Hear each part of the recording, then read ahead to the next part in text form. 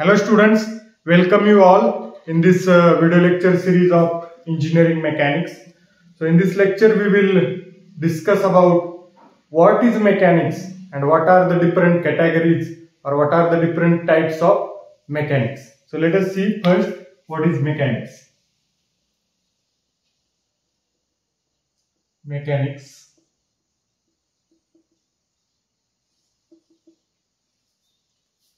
So पहिल्यांदा आपण मेकॅनिक्सची definition काय ते आपण पहिल्यांदा बघणार आहे. मेकॅनिक्स म्हणजे नक्की काय? तर मेकॅनिक्स म्हणजे काय? It is the branch of science. It is the branch of science which deals with motions, forces and time. Branch of science which deals with motion, forces and time. So mechanics is the branch of science. Branch of science which deals with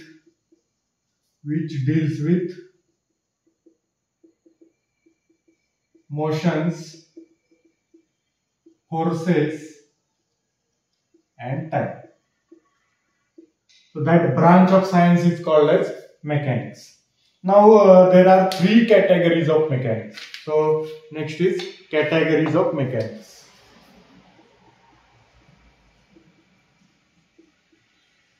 Categories of mechanics. There are three categories of mechanics.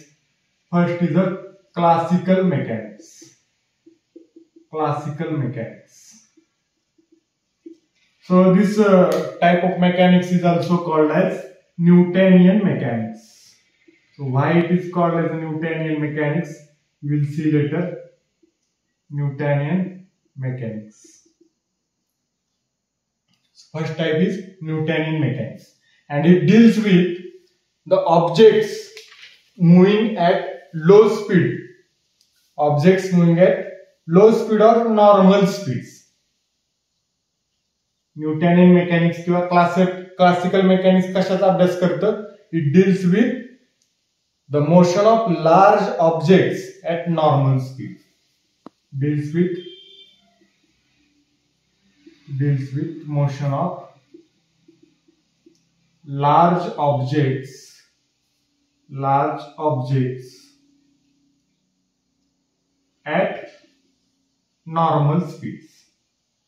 at normal speeds. म्हणजे for example car आहे किंवा truck आहे, बस आहे, train आहे, हे large object आहेत.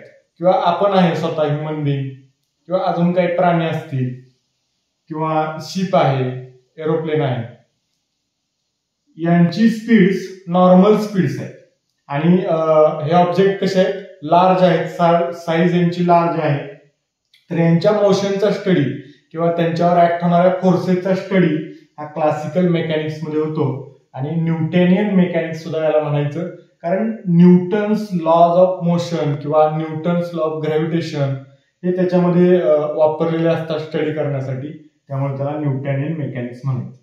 Then second type or second category of mechanics is relativistic mechanics. Relativistic mechanics. Now what is relativistic mechanics? So it deals with objects moving at very high speed. म्हणजे किती high speed? तर ते speed of light याच्या जवळजवळ तेवढं असते, म्हणजे closely जवळजवळ असते लाईट ऑफ स्पीड ऑफ लाईटच्या. म्हणून त्याला कोणतं मेकॅनिक्स म्हणायचं? Relativistic mechanics. So relativistic mechanics deals with objects moving very fast. Objects moving very fast म्हणजे किती फास्ट? तर close to the speed of light.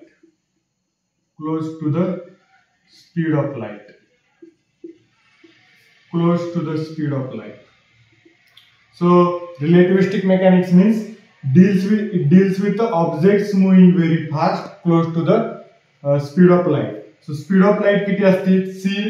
c न दाखवतो आपण. c is equal to 3 × 10⁸ meter per second. हे आहे लाईटचं स्पीड आहे एवढं approximate. So this branch of mechanics is called relativistic mechanics. Then third branch or third category or third type of mechanics is quantum mechanics. Quantum mechanics.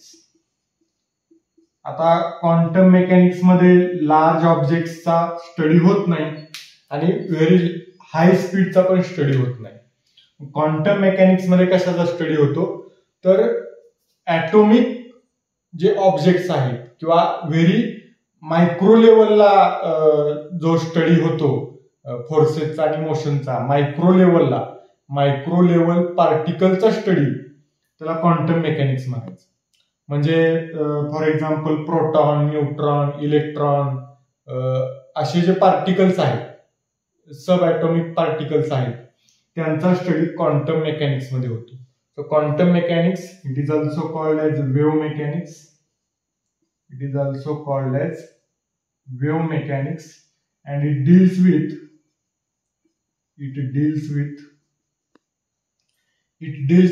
behavior of very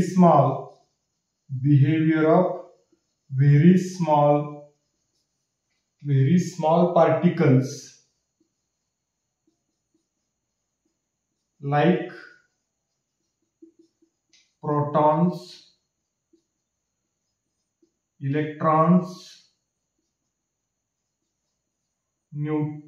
neutrons or atoms. So atomic किंवा सब atomic लेवलला जर study होत असेल तर त्या ब्रांचला मेकॅनिक्सच्या quantum mechanics असं म्हणायचं. So there are three categories of mechanics. First is a classical mechanics, second is a relativistic mechanics, and third is a quantum mechanics. Now let us elaborate one by one. So first type is a classical mechanics. Classical mechanics, it is also called as Newtonian mechanics. So why it is called as Newtonian mechanics? And it deals with motion of large objects at normal speeds. Motion of large objects at normal speeds. So it is developed by Sir Isaac Newton. It is developed by Sir Isaac Newton in 17th century. 17व्या शतकामध्ये sir Isaac Newton या सायंटिस्टने Newtonian mechanics किंवा classical mechanics मध्ये development केली. It is developed by sir Isaac Newton in 17th century. आता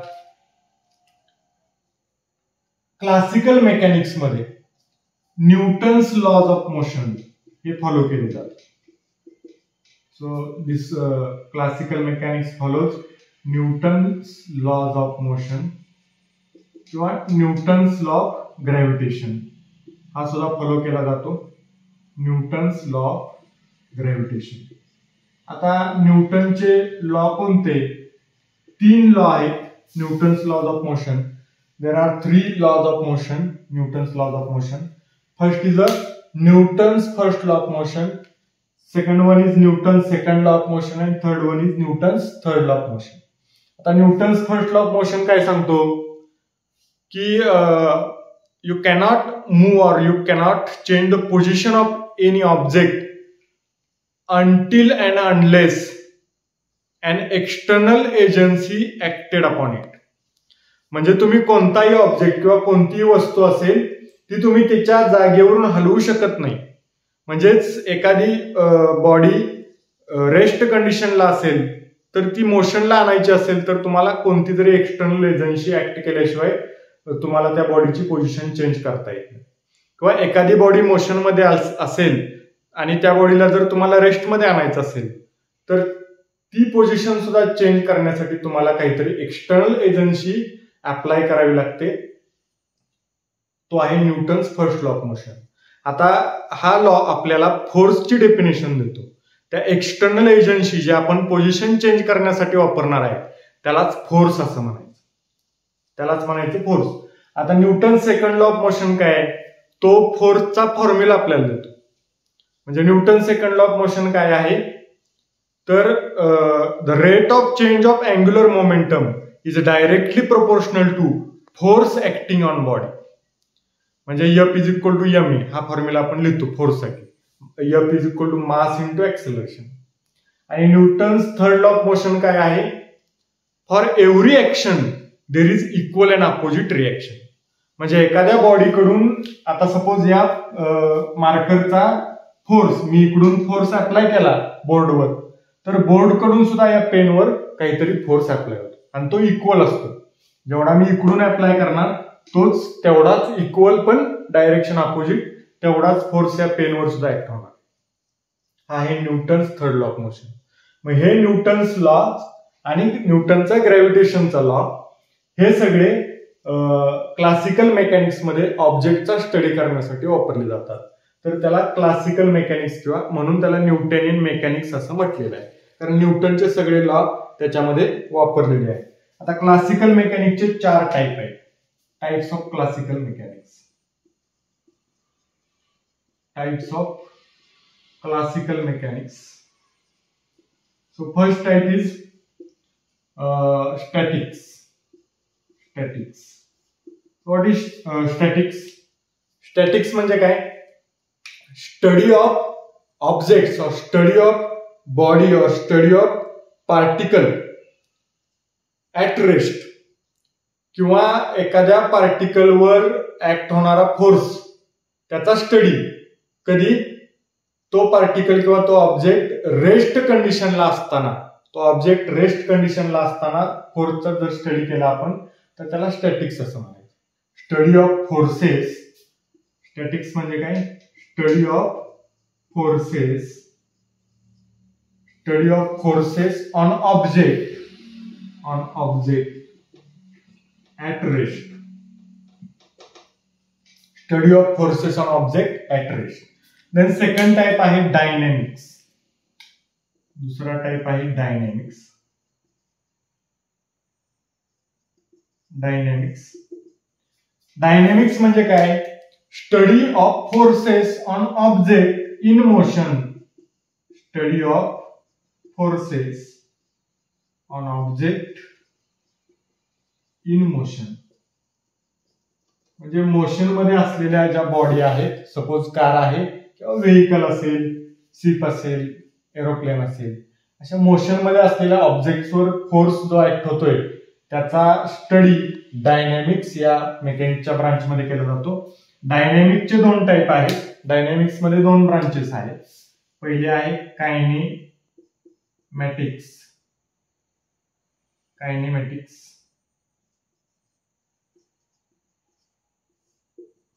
कायनेमॅटिक्स म्हणजे काय? Study of motion. एखाद्या बॉडीची मोशन स्टडी करायची without considering forces. Study of motion. Study of motion without considering forces. Without considering forces. एखाद्या बॉडीची motion study करायची, त्याच्यावर कोणते फोर्सेस ऍक्ट होत आहेत ते काही कन्सिडर करायचं नाही, अशा ब्रांचला कायनेमॅटिक्स असं म्हणतात. आणि दुसरी ब्रांच आहे कायनेटिक्स. कायनेटिक्स मध्ये आपण फोर्सेस कन्सिडर करतो. Study of motion. Study of motion while considering. Study of motion while considering forces. While considering forces. So these are the 4 branches of classical mechanics. First is statics, second is dynamics. Dynamics has 2 branches, kinematics and kinetics. So आता classical mechanics चे limitations बघूया. Limitations of classical mechanics. Classical मेकॅनिक्सचा use करून आपण म्हणजे त्याच्यामध्ये Newton's laws of motion आणि Newton's law of gravitation त्याचा यूज करून आपण मोशनचा स्टडी करू शकतो, फोर्सेस ऍक्ट होत आहेत बॉडीवर त्याचा स्टडी करू शकतो, पण या मेकॅनिक्सचे काहीतरी लिमिटेशन्स आहेत.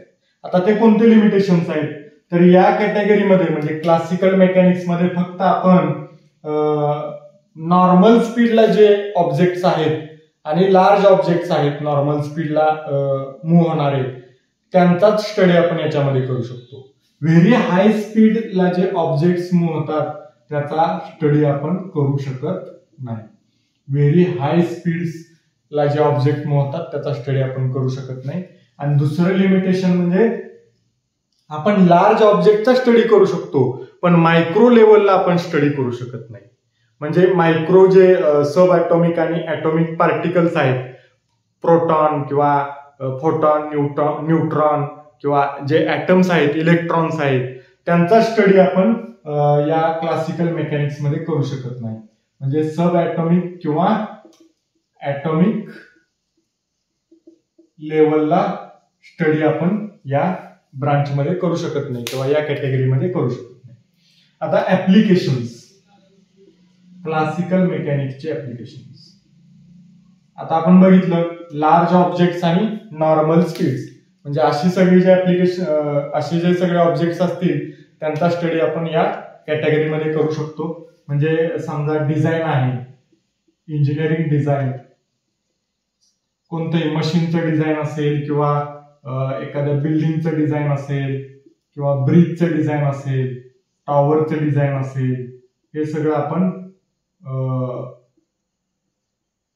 या क्लासिकल मेकॅनिक्सचा यूज करून आपण करू शकतोय. त्याच्यानंतर पुढचं ऍप्लिकेशन म्हणजे स्पेस एक्सप्लोरेशन म्हणजे रॉकेटची मोशन आहे किंवा प्लॅनेटरी मोशन आहे, त्या मोशनचा स्टडी आपण याच्यामध्ये करू शकतो. मोशनचा स्टडी आपण करू शकतो. त्यानंतर व्हेकलची मोशन आहे किंवा कोलिजन्स आहे, म्हणजे दोन ऑब्जेक्ट धडकल्यानंतर त्याचा जो स्टडी आहे, काय इफेक्ट होतात ऑब्जेक्टवर, म्हणजे कसा किती फोर्स ऍक्ट होतो दोन्ही ऑब्जेक्टवर कोलिजन मध्ये, या सगळ्याचा स्टडी आपण याच्यामध्ये करू शकतो. व्हेकल मोशन अँड कोलिजन्स यांचा स्टडी आपण क्लासिकल मेकॅनिक्स मध्ये करू शकतो. सो नाव सेकंड कॅटेगरी आहे relativistic mechanics. So relativistic mechanics is developed by Albert Einstein. Albert Einstein याने डेव्हलप केली. अल्बर्ट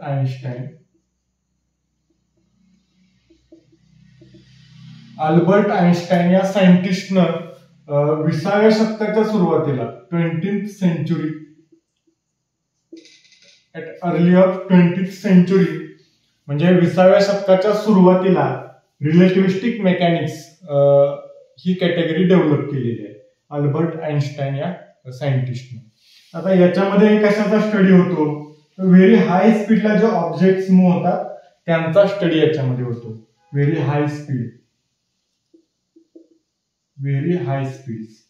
म्हणजे ते कोणते स्पीड, लाईटच्या स्पीड एवढं ज्या ऑब्जेक्टचं स्पीड आहे त्या ऑब्जेक्टचा स्टडी या मेकॅनिकच्या कॅटेगरीमध्ये होतो.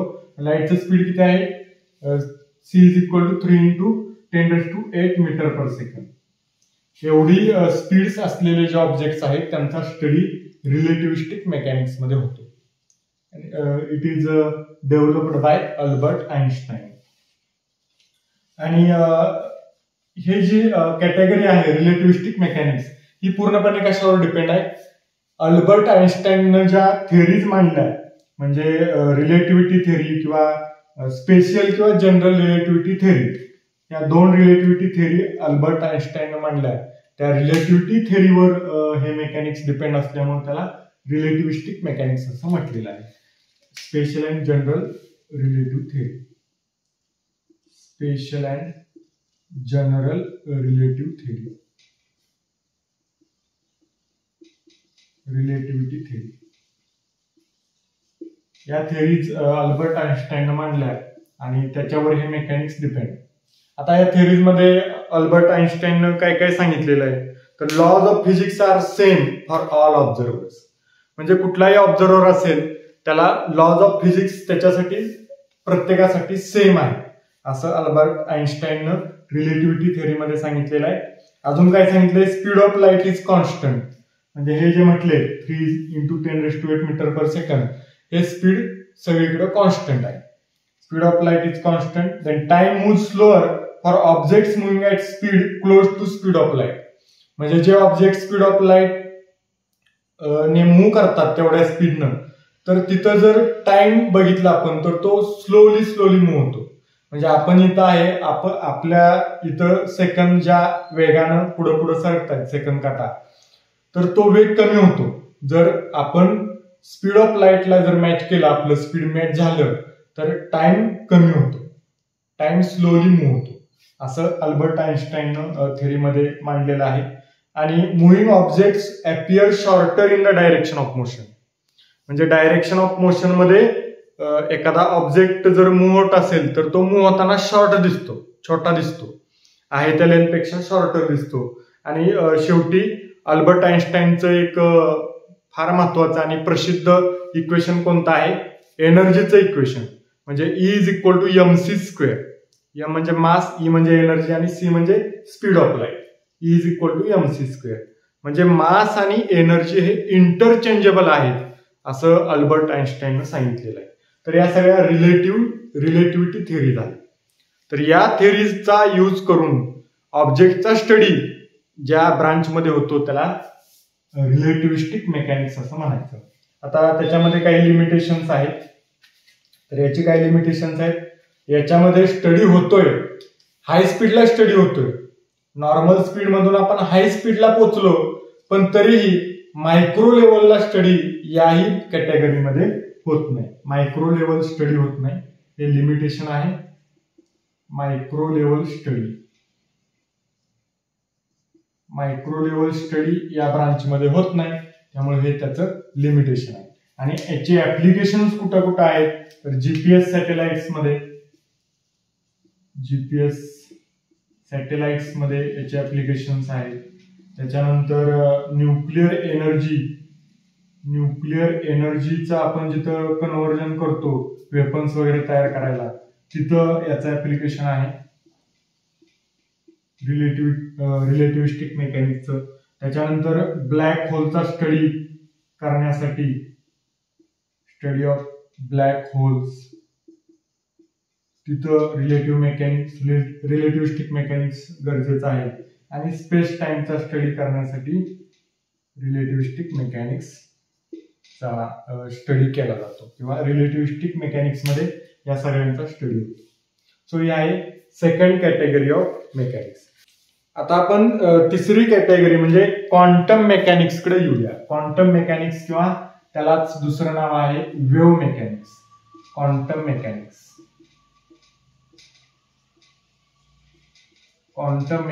और वेव्ह मेकॅनिक्स.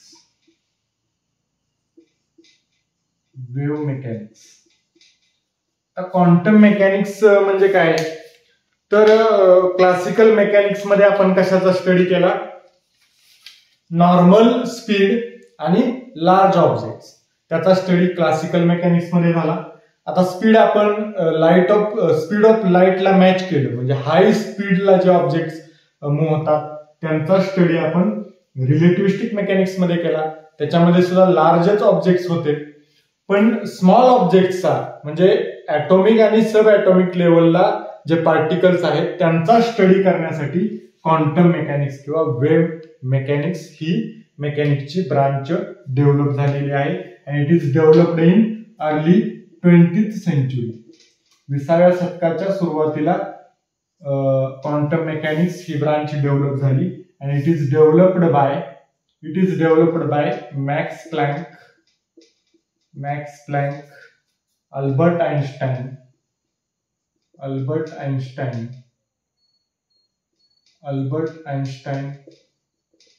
त्यानंतर नेल्स बोर थेरी केमिस्ट्रीमध्ये आहे, आणि एरविन स्क्रॉडिंजर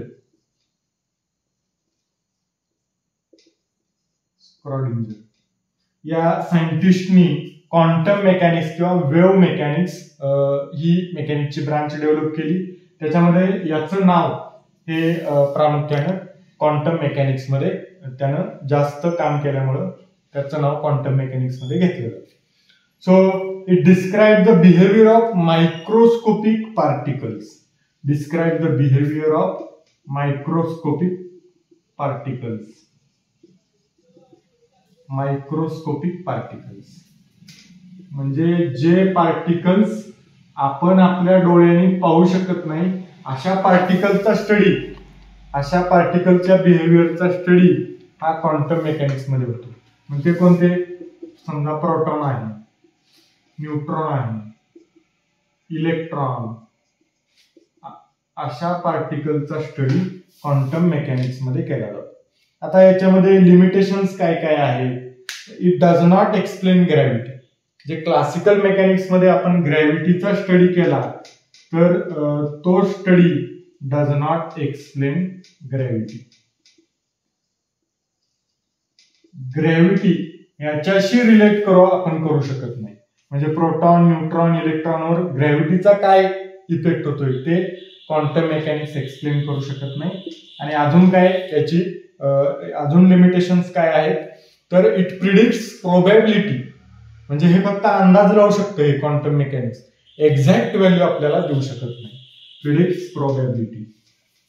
इट प्रिडिक्ट्स प्रोबॅबिलिटी.